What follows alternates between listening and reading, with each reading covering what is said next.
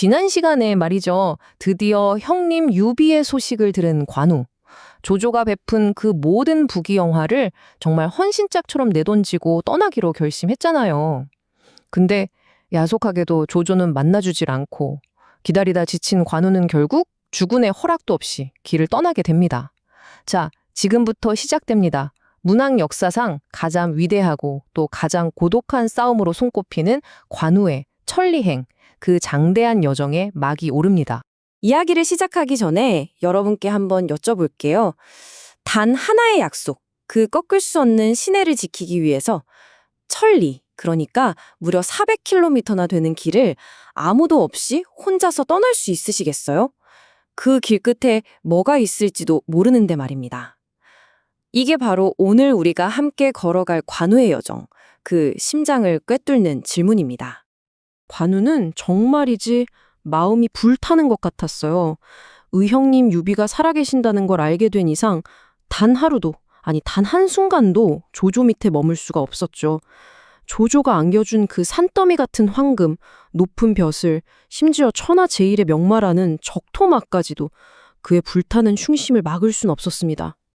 자, 여기서 진짜 소름 돋는 부분이 나옵니다. 바로 관우의 이 무시무시할 정도의 결벽성인데요. 조조한테 받은 모든 걸 정말 먼지 하나 안 묻히고 고스란히 남겨두고 떠납니다. 재물 한 푼, 그 어떤 직위도 탐하지 않고 오직 두 형수님을 모실 수레, 그리고 최소한의 행장만 챙겼죠. 이건 뭐 밤에 몰래 도망치는 배신자의 뒷모습이 아니에요. 옛 맹세를 지키기 위한 의로운 사나이의 세상에서 가장 당당한 퇴장이었습니다. 이게 바로 관우가 조조에게 남긴 편지의 내용입니다. 올 때 깨끗이 왔으니 갈 때도 깨끗이 가겠소. 직접 하직 인사를 올리지 못해 서신으로 대신합니다. 어떠세요? 자신의 극진히 아껴준 조조에 대한 예의는 분명히 갖추면서도 형제를 향한 자신의 길은 그 누구도 막을 수 없다는 단호함이 느껴지지 않나요? 은혜와 의리 사이 그의 깊은 고뇌가 이 짧은 글 안에 다 담겨 있는 거죠. 자, 이제부터가 진짜입니다. 관우의 여정은요, 결코 무슨 낭만적인 여행길이 아니었어요. 조조의 허락, 그러니까 공식 토맹층이 없는 그의 앞에는 피로 얼룩진 죽음의 관문들이 줄줄이 기다리고 있었죠. 이제부터 본격적인 액션, 바로 그 유명한 오관참육장의 막이 오릅니다. 보시는 이게 바로 관우가 목숨을 걸고 뚫어야 했던 거의 불가능에 가까운 지도입니다. 동령관을 시작해서 저기 황하나루토에 이르기까지 촘촘하게 박혀있는 5개의 관문, 각 관문에는 조조의 명을 받드는 장수들이 아주 그냥 눈에 불을 켜고 지키고 있었죠. 통행증이 없는 자? 그 자리에서 바로 목이 날아가는 겁니다. 첫 번째 관문, 동령관입니다. 이곳을 지키는 장수는 공수. 그는 아주 위압적으로 관우의 앞을 딱 가로막고 수레를 세웁니다. 어디서 온 누구냐? 목소리엔 날이 바짝 서 있고 관우를 보는 눈빛은 매섭기 그지없죠. 자, 여기서부터 숨막히는 긴장감이 폭발하기 시작하는 겁니다. 승상의 통행증 없이는 절대 못 지나간다. 공수의 외침은 아주 단호했습니다. 원칙은 원칙이니까요. 하지만 그의 그 원칙은 관우의 청룡 언얼도 앞에서 단 한 번의 부딪힘으로 그냥 박살이 나버립니다. 공수의 목이 댕강 떨어지는 순간 앞으로 닥쳐올 이 피해 여정이 어떤 것일지 예고된 셈이죠. 다음 관문은 낙양. 이곳의 장수 한복은 공수가 단칼에 베었다는 소식을 듣고는 정면 승부는 무리다 라고 판단해요. 그래서 아주 비겁한 꾀를 냅니다. 자기가 앞에서 관우의 시선을 끄는 동안 부장 맹탄한테 성벽 위에서 독화살을 쏴서 암살하려는 그런 음용한 함정을 판 거죠. 하지만 이런 비겁한 계략은 다 허사였습니다. 왜냐? 이 사람들은 관우의 적토마가 어떤 말인지 몰랐던 거예요. 바람을 가르는 명마, 적토마. 맹탄의 화살이 시위를 떠나기도 전에 관우는 이미 한복의 목을 베어버렸고 그 기세 그대로 달려가서 맹탄마저 두 동강 내버립니다. 이건 그냥 무예가 아니에요. 뭐랄까, 걸어다니는 재앙, 인간의 형상을 한 폭풍, 그 자체였습니다. 세 번째 관문, 사수관의 변이는 한술 더 뜹니다. 정면 대결도 암살도 안 되니까 이번엔 환대라는 아주 교활한 가면을 써요. 관우를 보자마자 세상 반가운 척하면서 근처 절에서 하룻밤 푹 쉬어가라고 권유하죠. 하지만 그 고즈넉한 절 안에는 칼을 품은 자객 200명이 숨어 있었습니다. 야, 정말 뼛속까지 음흉한 계략이 아닐 수 없어요. 정말이지 절체절명의 순간. 그런데 하늘이 관우를 도운 걸까요? 그의 의로움을 알아본 절의 한 스님이 몰래 눈짓으로 위험하다는 신호를 보내줍니다. 함정을 알아챈 관우의 얼굴에서 미소가 싹 사라지죠. 대신 불꽃 같은 분노가 타오릅니다. 청룡 언월도가 울부짖고 순식간에 절은 피바다가 됩니다.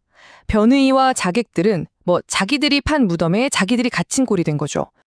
네 번째 관문, 형양의 태수 왕식. 이 친구 역시 변이랑 똑같은 수법을 씁니다. 관우를 극진히 대잡하는 척 역관에 머물게 한 다음에 모두가 잠든 한밤중에 불을 질러서 잿더미로 만들어버릴 계획이었죠. 이쯤 되면 이 장수들 창의력이라고는 정말 눈꼽만큼도 없는 것 같지 않나요? 하지만 이번에도 왕식의 부하가 관우의 의로움에 감복해서 모든 걸 밀고 하면서 계략은 물거품이 됩니다.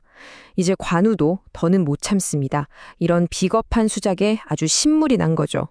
그는 곧장 왕식을 찾아가서 네 놈의 속셈을 안다. 역적의 목을 베러 왔다. 하고 서리빨 같은 일가를 내지른 뒤 단칼에 목을 베어버립니다.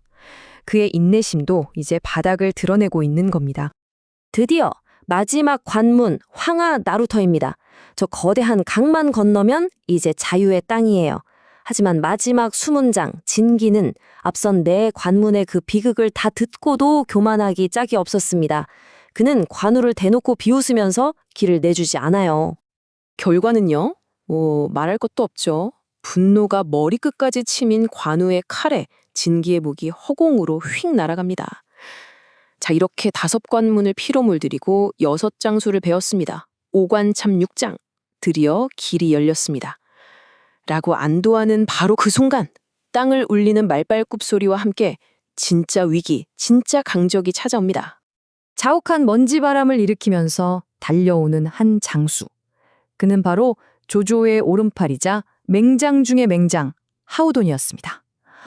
지금까지 상대했던 그런 어중이 떠중이 수문장들하고는 차원이 다른 상대, 관우와 천하의 패권을 두고 자웅을 겨룰 만한 진짜 강적이 나타난 겁니다. 그러니까 여기서 핵심은 바로 이거예요. 이 싸움은 단순히 선과 악의 대결 이런 게 아닙니다. 관우는 형제와의 맹세를 지키려는 의리의 화신이고 하우돈은 주군의 장수들을 죽인 관우를 처단하려는 충성의 화신이죠. 두 사람 모두 각자의 정의를 위해서 싸우고 있는 거예요. 내 놈이 우리 주군의 관문지기들을 죽이고 그냥 가겠다고? 어딜 감히? 하우돈의 이 외침에는요, 정당한 분노가 서려 있습니다. 그의 입장에서 관우는 은혜를 원수로 갚은 배신자고 명백한 살인자죠. 두 거목의 피할 수 없는 대결, 관우의 천리행 중에서 가장 위험하고 가장 장엄한 싸움이 막 시작되려는 참입니다. 관우의 청룡언월도와 하후돈의 창이 불꽃을 튀기면서 맞부딪히기 직전 바로 그 찰나의 순간, 저 멀리서 한 명의 기마병이 멈추시오! 하고 외치면서 정말 미친 듯이 달려오고 있었습니다. 세상의 모든 것이 딱 멈춘 것 같았죠? 달려온 사람은 다름 아닌 관우와도 인연이 깊은 장수 장료였습니다. 그의 손에는 조조의 명이 담긴 공문이 펄럭이고 있었어요. 모든 관문은 길을 열고 관우를 막지 말고 무사히 보내주어라. 하우돈은 정말 피를 토할 것처럼 분하지만 주군의 명령이니 어쩌겠어요? 마지못해 길을 터줍니다. 관우는 드디어 자유의 몸이 돼서 여정을 계속하게 되죠. 근데 여기서 우리는 궁금해집니다. 과연 조조는 정말 관우의 그 충심에 감동해서 그를 순순히 보내준 걸까요? 아니면 이 모든 게 천하를 얻기 위한 그의 덕한 계략, 더 무서운 한 수였을까요? 자, 관우는 조조의 영역을 무사히 빠져나왔습니다. 이제 형님 유비, 아우 장비와의 그 감격적인 재회만이 남은 것처럼 보이는데요. 하지만 여러분, 고난을 함께 겪지 않은 형제들의 재회가 과연 마냥 기쁘기만 할까요? 특히 그 오해자라는 아우 장비가 형을 순순히 맞아줄까요? 이야기는 이제부터 완전히 새로운 국면으로 접어듭니다.